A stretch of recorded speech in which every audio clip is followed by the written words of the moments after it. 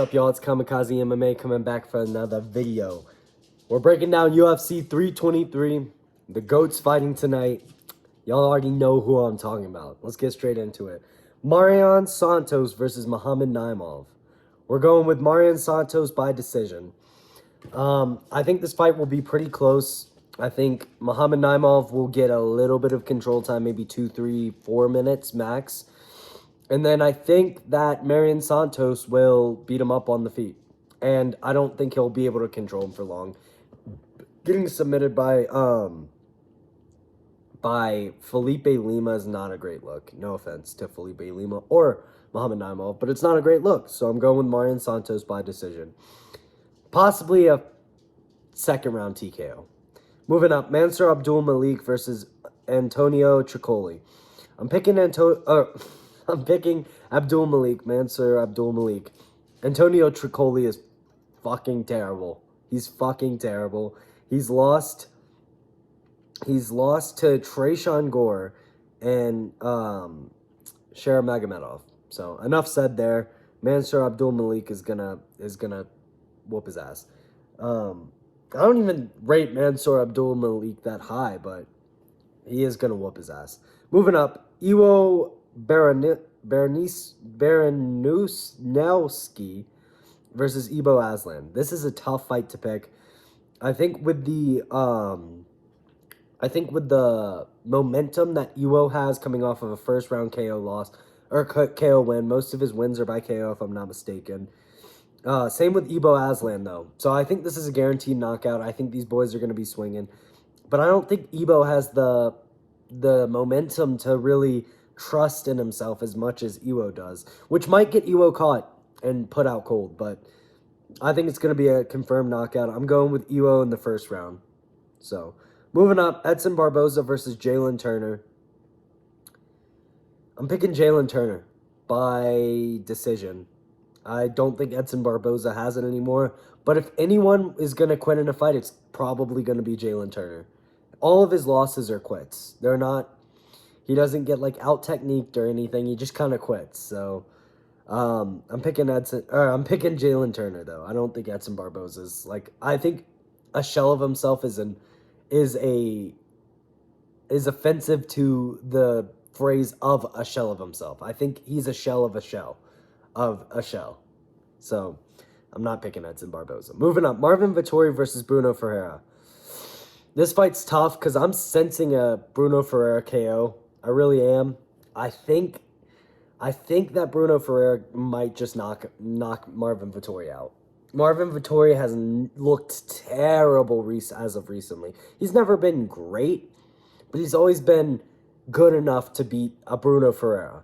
But recently, he's just looked terrible. Bruno Ferreira has pretty good grappling as well, so I was thinking possibly picking Marvin by decision, but even if it goes to decision, I don't think Marvin's going to win. I just don't see anything in his game that's like, oh, yes, this is going to win a fight. Maybe if he was fighting someone like, if he was fighting Antonio Tricoli, I might be picking him. But Bruno Ferreira showed me that he's good. If he doesn't get caught, which Marvin Vtori doesn't catch people, he's not losing. In my opinion, I don't think he's going to lose this. So I'm picking Bruno Ferreira by, I could honestly see a first or a second round TKO, but I think I'm going to go with decision. I think he's going to hurt Marvin Vtori bad in the first. Hurt him bad. Hurt him bad in the second. The first round's going to be tit for tat. Hurt him bad in the second. Almost finish him. And then Marvin Vtori survives and wins the third round for a 29-28 decision. Moving up the card, Nazim Sarikov versus Faris Ziam. Tough fight to pick. I want to pick Nazim Sarikov. I like him a lot. But going to a draw, that was 2 years ago. That was 2 years ago that he went to a draw with Vyacheslav Borshev, but that's not a good look. It's really not.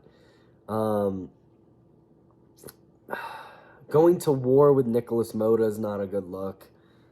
And Faris Ziam's just looked dominant, dude. Beat Mike Davis dominantly. beat Matt Frevola dominantly, beat Claudio Puelles dominantly. He's just looked dominant, and I think I just have to pick him off that. I think it's going to be a war for maybe 2 minutes. And that's Nazim Sadikov's only chance. But I think Farisiam's just going to dominate him. I think he's better in the grappling. He's a rangy striker.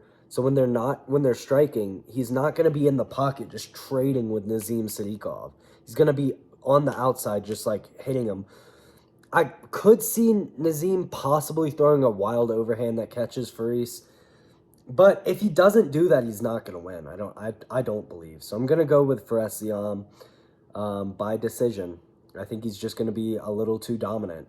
He's good. He's a good fighter. And so I'm going to pick him by decision. Macy Barber versus Karine Silva. I'm picking Karine Silva. I've seen her look good in fights. Macy Barber is an okay fighter, but I don't watch her and I go, this is a champion. I watch her and I'm like, yeah, she's trained before. But Karine Silva just is that's a championship level woman's fighter. Honestly, I kind of feel she did lose to Vivian Arahu. I feel like that might have been a robbery, but it looks like on the stats it wasn't. Am I going to switch up my pick now?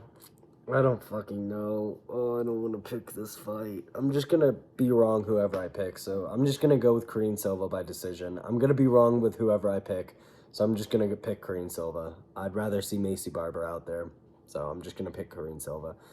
Terrence McKinney versus Chris Duncan.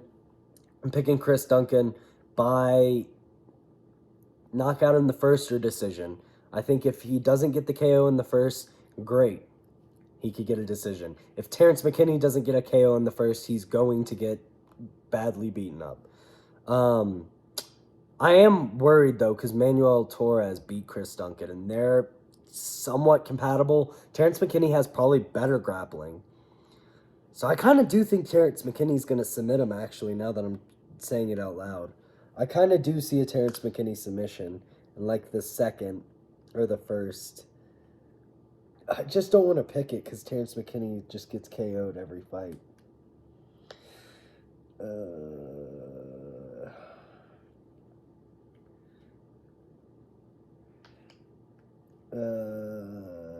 I'm sorry, y'all. I'm envisioning the fight. Terrence McKinney, first round submission. Moving on. Grant Dawson versus Manuel Torres. So what I saw for the Chris Duncan and Terrence McKinney fight is they touch gloves. Chris Duncan throws a body kick. Terrence McKinney shoots, gets the takedown, gets on the back and chokes out Chris Duncan, or gets an arm triangle. Those are the two chokes I see. And then early, first, second minute, moving up. Grant Dawson versus Manuel Torres.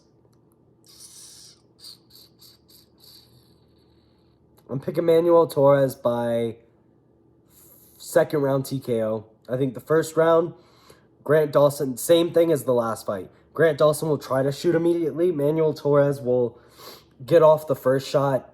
Boom, boom, hurt him. Not hurt him where he's whoa, but just hurt him, and Grant kind of backs up. They're at range for a while. Grant shoots again, gets the takedown, holds Manuel Torres down for a minute or so. At the end of the first, they get back up. Second round starts. Grant Dawson tries to shoot again. Manuel Torres throws him off, pieces him up, and then puts him out.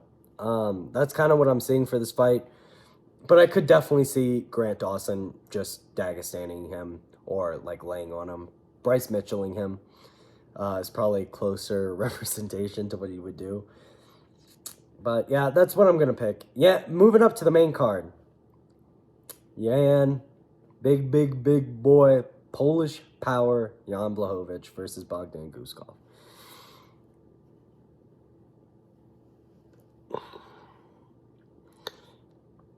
It's not even you really can pick someone in this fight, you know? Bogdan Guskov coming off a bunch, 3 wins in a row, all KOs. Yan coming off, 2-3 losses in a row? Is that right? 1, 2, draw. So yeah, 2 losses and a draw. Coming off of 2 losses and a draw. Yan is slow, dude. He's slow now. He's just slow. And, I mean, he still has Polish power, but he's slow. I don't see Bogdan Guskov knocking him out, though.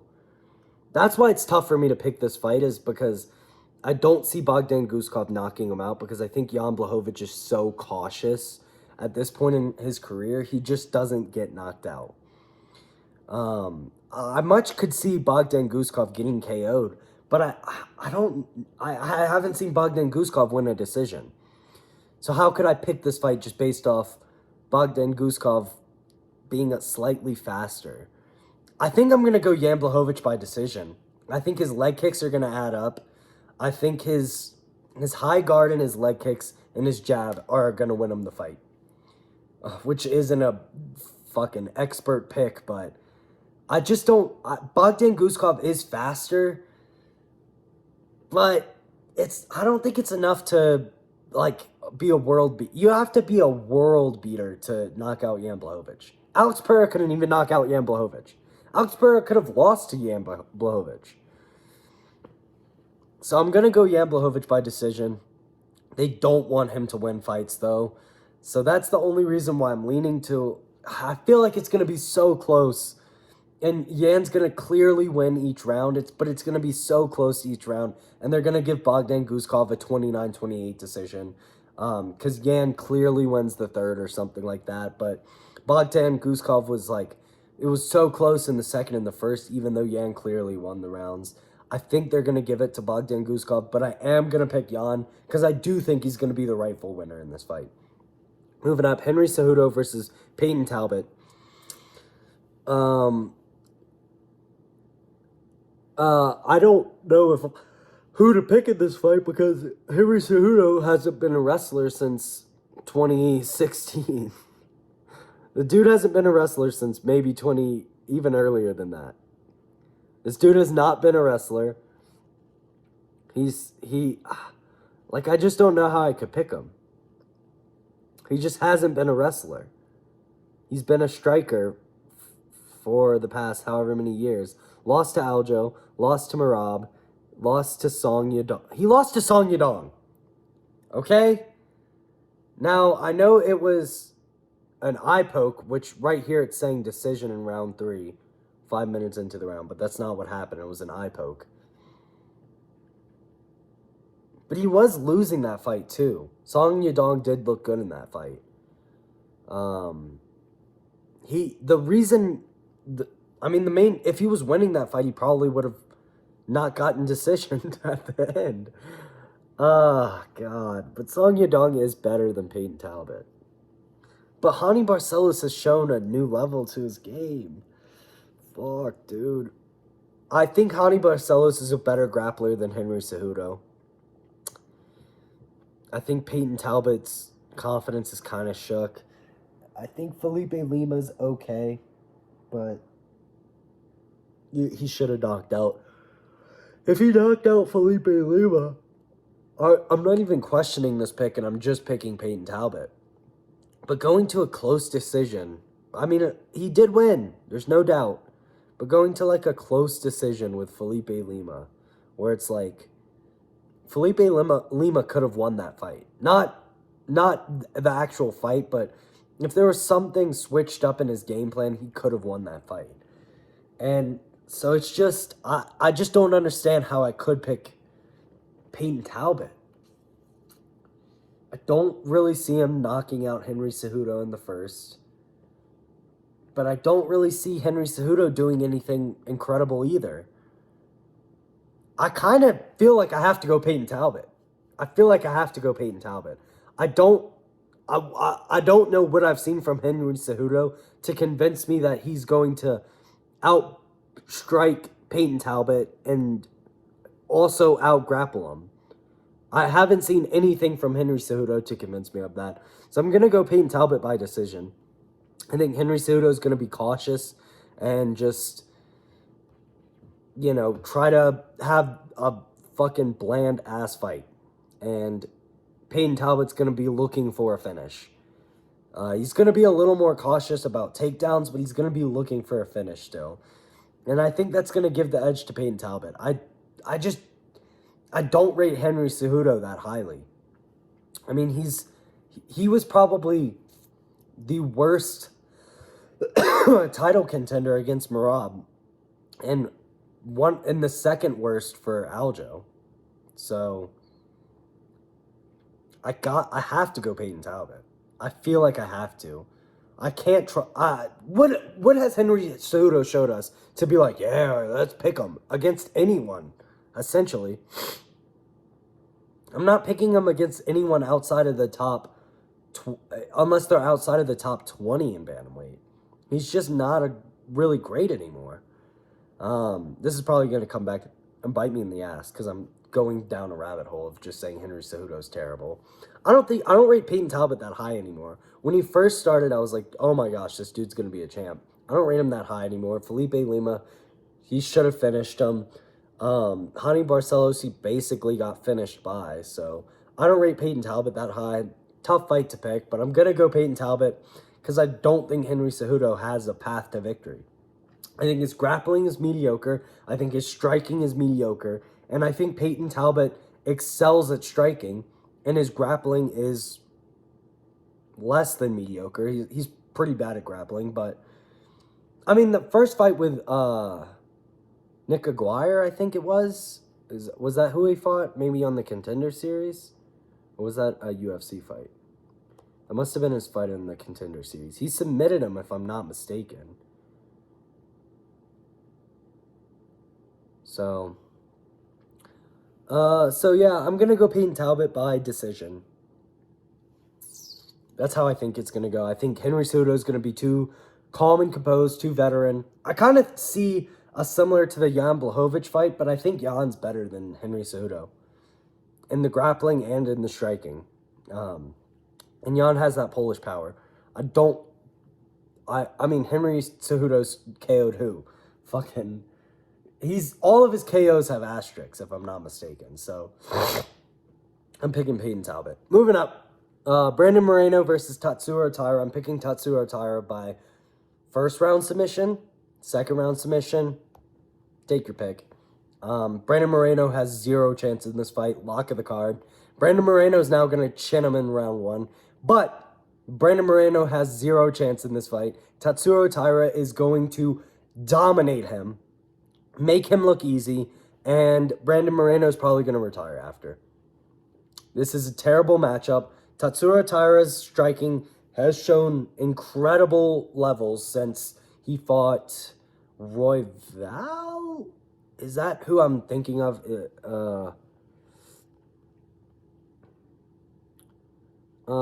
Maybe that was a little too early. I mean, he's just good, dude. He's just good. Okay, Tatsuro Taira is fucking good. So I don't see Brandon Moreno winning this fight. I just don't. I think his striking's probably better than Tatsuro Taira's, but not at a level where I'm like gonna pick him. So Tatsuro Taira by first, second, third round submission or a decision. If Brandon Moreno can survive on the ground, which I really don't think he can. I think it's gonna be a first round submission, but it's possible. It's possible that Brandon Moreno survives. I don't think he can win, though. Moving up, Alexandra Pantoja versus Joshua Van.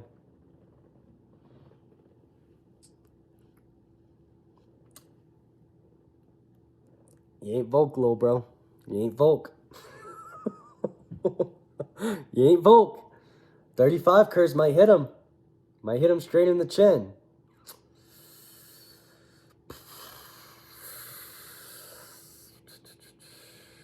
I don't fucking know who I want to pick. I want to pick Joshua Van. I know who I want to pick. I don't know who I will pick. Alexandra Pantoja is like a worse Merab, which is funny to say. His grappling's probably a little bit better, but overall, everything he does looks like he has never trained a day in his life. It's Merab. Alexander Pantoja shoots 3 takedowns, and he looks incredibly exhausted, and he just keeps doing it. Merab shoots 3 takedowns and he doesn't look exhausted. But they kind of have a similar pacing,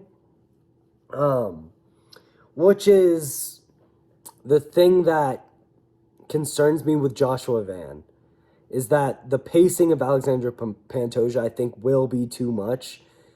But, like, just at an eye test, Merab looks so much better doing what they do. Because they kind of have a similar fight style where they strike, takedown, strike, takedown, takedown, takedown. Like 5 takedowns in a round, you know. That is kind of what they do. Their styles are pretty similar. I think Merab's a more entertaining and a better fighter. But I do think Alexander Pantoja does get more control off of his takedowns. But if he's not getting the takedowns, he's going to keep shooting them until he gets it. And I just don't think Joshua Van could keep up with that pace. And I don't think Joshua Van has the power to starch out Alexander Pantoja. So I am going to go with Alexander Pantoja by decision. I do think Joshua Van's good enough to stay alive, possibly get up from the takedowns, probably not. I think it's going to be similar to the Kai Kara France performance where, you know, the defense is enough. I don't think he's going to get submitted. I think Kai is a fucking loser. So, I don't think Joshua Van's going to tap. I think Joshua Van might go to sleep if Joshua Van taps. That would kind of suck. But I do believe that Pantoja will win by decision.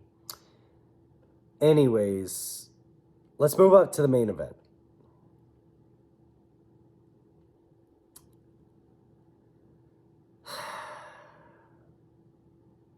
I think this is going to be a TKO. I think that's the only reason I'm even slightly concerned about Merab. If Merab was saying, going into this, I'm just going to go grappling heavy and beat him the same way I did the first time, picking Merab, no questions, no ifs, ands, or buts. I think Merab's going to try to knock out Petr Yan, and that's going to give Petr Yan a little bit of an opportunity. But we have to talk about the first fight. I went to rewatch it. I thought Petr Yan was winning in the striking exchanges. He fucking was not. He was not. I don't remember an exchange. I watched this fight like a couple of days ago. I didn't see an exchange where I was like, oh yeah, Petr Yan got the better on that one. Almost everything that happened in that entirety of the fight was all Merab. The striking, Merab was winning. And Merab's a way better striker now than he was when he was fighting Petr Yan. He's way better now. Does concern me, though, because the pace he put with the takedowns, I think, really did help his striking. But Petr Yan was stuck in southpaw the entirety of the fight. The second he got into orthodox, leg kick, the leg was done in the first round. His eye was swollen shut. He had... It was just a bad look. And it wasn't from ground and pound. It wasn't like it was from ground. It was from the striking. Merab beat him in the striking. So, I don't know if y'all are new to the channel. I think Merab's the best fighter to ever grace the octagon. To ever grace the planet, possibly. I think I would have a hard time picking between Merab and Alex Pereira. And I'm not joking. I'm not joking whatsoever.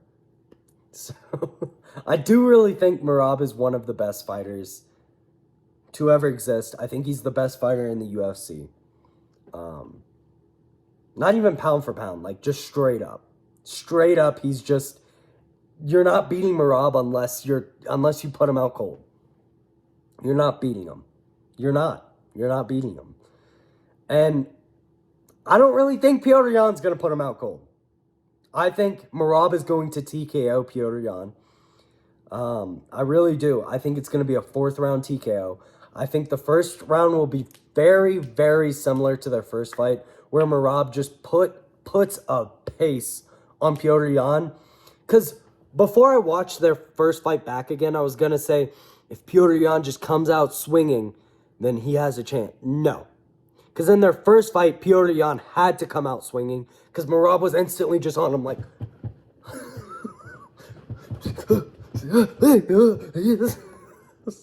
So, literally Petr Yan's only chance, because they are about the same height. 5'5". They're probably both 5'4", but they're about the same height.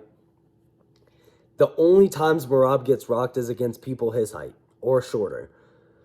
So I could see a Petr Yan rock, but dude, when's the last time you've seen Petr Yan put someone out? Like, let's go through it, okay? Let's actually check. No.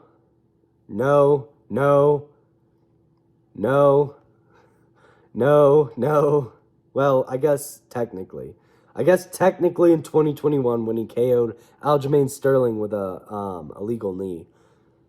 And then before that, he was kind of like, he had some KOs, but dude, like, come on. Beat Davison Figueiredo by decision. With he had to resort to takedowns, if I'm not mistaken. He had a couple of takedowns. Only reason he beat Song Yadong was by takedowns. I rewatched that fight too. Only reason he beat Song Yadong is by takedowns.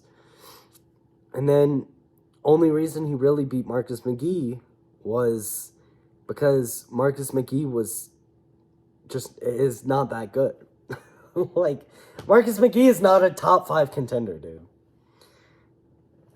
Why is Petr Yan even in this matchup?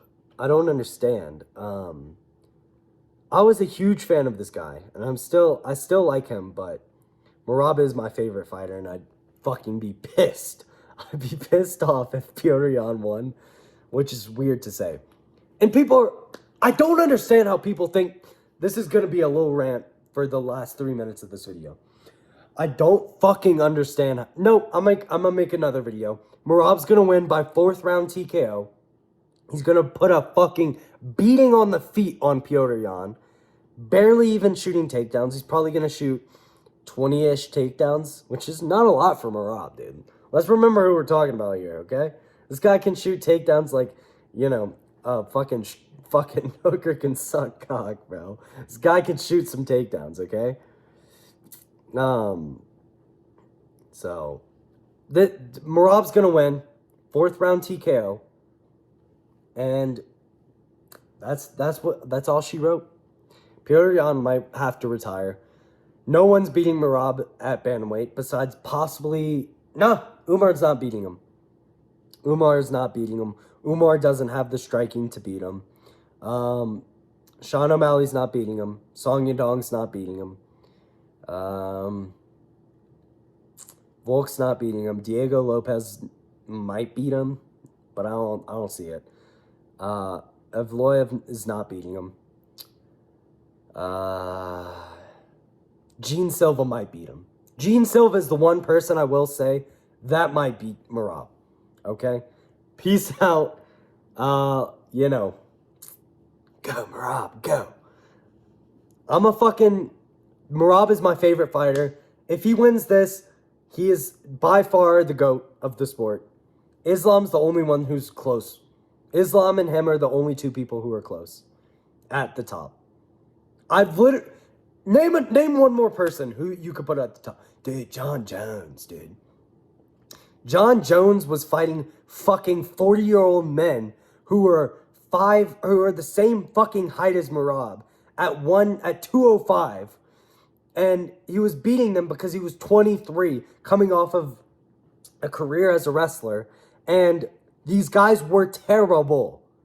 Dude, GSP got knocked out by Matt Serra. What are we talking about? GSP got knocked out by Matt Serra. Dude, Merab got submitted by Ricky Simone. Not really. Go rewatch that. He was out for about a second. That should not have been a submission. And if it is, then Weili Zhang needs to have a submission over Yan Xiaonan on her record, okay? GSP got knocked out by Matt Serra. Goat my ass. Name someone. Anderson Silva, dude. Same thing with Anderson Silva. He's fighting plumbers and school teachers. Fucking Chris Lieben? Chris Lieben's a good win? Since when? Since when? Since when? Royce Gracie, dude. Fuck. Merab and Islam are the only two people you could say are even in the GOAT conversation. There's no one else even in the GOAT conversation anymore. Fucking John Jones ran away from a fight. John Jones can't be in the GOAT conversation. If John Jones got knocked out by Tom Aspinall, he's in the GOAT conversation. Running away from the fight, nope, you're out of the conversation. You're out. You're out of the conversation. I don't want to hear it. John Jones is no longer the GOAT. I'm going to make a separate video about this right now. Peace.